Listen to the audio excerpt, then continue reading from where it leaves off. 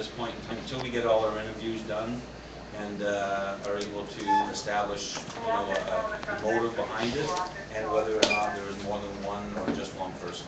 There's no description that you're releasing right now? No, we don't have a description right now. Did the victim have his own family?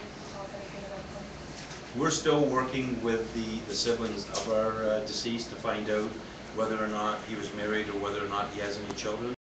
Obviously, our main concern last night was to speak with the family, to notify them, unfortunately, of the death of a loved one, and then to try to arrange any type of counseling and assistance that they may need so that they can try to get along and to cope with this tragic event.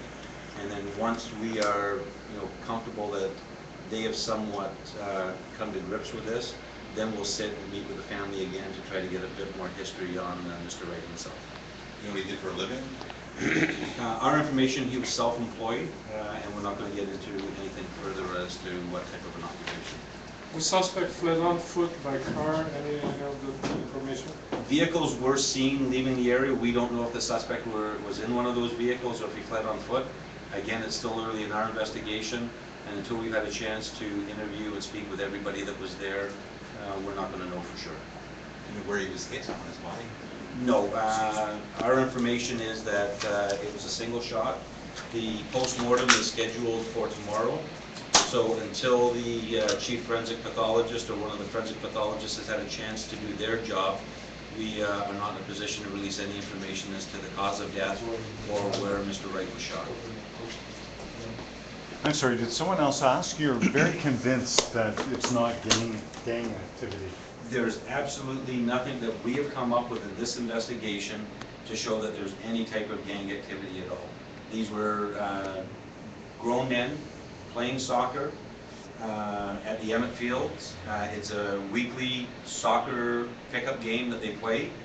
Our deceased has absolutely no contact with the police. He has no criminal record, and there's nothing whatsoever to show that there'd be any type of gang affiliation or gang connection with this murder.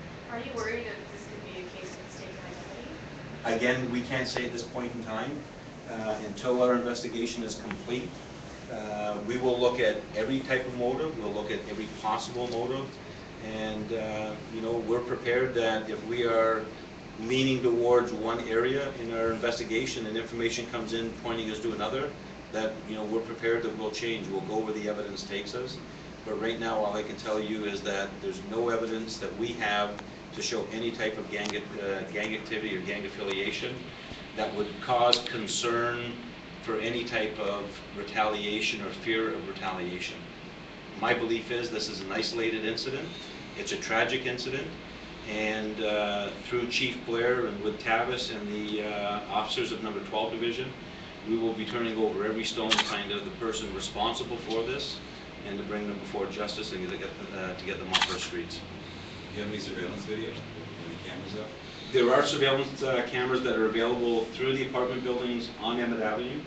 Our belief is even through the parklands that are there may be surveillance cameras that are available, and we have detectives right now that are in the process with officers from 12 Division seizing those cameras and then going through the hours of footage that will have to be looked at to see whether or not there's any evidence on there that will be fruitful for our investigation. So you said no gang affiliation, so no possible connections at all between this and the Scarborough shooting that took place the other day? There's absolutely nothing that we are aware of. Again, I throw out as an abundance of caution, an investigation can change at any time if the information comes in, but right now there's absolutely nothing whatsoever that would show that this has anything to do with a gang affiliation, gang connection to the recent shooting that happened in Scarborough, or to any of the other recent shootings that have happened in the West End of Toronto. I believe this is an isolated incident based on the information and the evidence that we have today. Right? Can you spell the victim's name? His last name is Wright, W-R-I-G-H-T, and Just Clayton. Clayton. It's C-L-A-Y-T-O-N. So. All right. Thank you very much, ladies and gentlemen. Was it a slide tackle? Did you get red carded?